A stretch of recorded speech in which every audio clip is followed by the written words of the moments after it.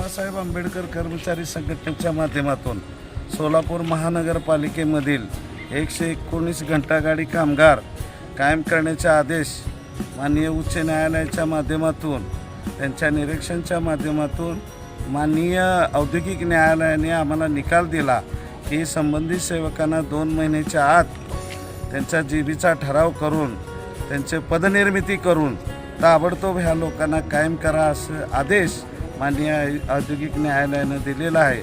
सदरचा प्रस्ताव माननीय नगरविकास विभागाकडे पाठवून त्यांची शासन मंजुरी घेऊन त्वरित कायम करा असे आदेश असल्यानं माननीय आयुक्तांना आम्ही सदरच्या कॉप्या पुरवलेत, माननीय महापौरांना दिले, माननीय स्थायी समिती चेअरमनांना दिलेत, माझे आमदार देवेंद्र कोटे यांना दिले। लवकरच पालकमंत्र्यांची भेट घेऊन या संदर्भात पाठपुरावा आम्ही करणार आहे।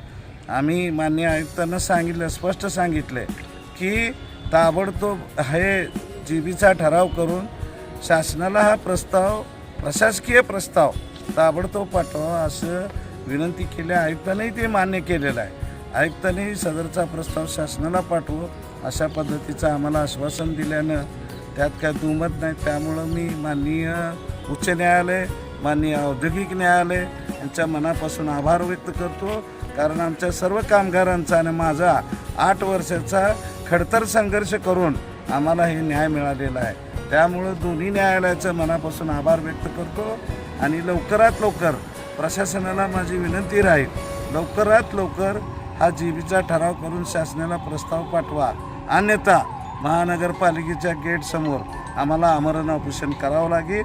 ही नुसती धमकी नाही, आम्ही करूनच दाखवू अशा पद्धतीची आमची भूमिका आहे। ताज्या बातम्यांसह ठळक घडामोडी पाहण्यासाठी आजच डीडी दर्पण न्यूजला लाईक करा, शेअर करा व सबस्क्राईब करायला विसरू नका।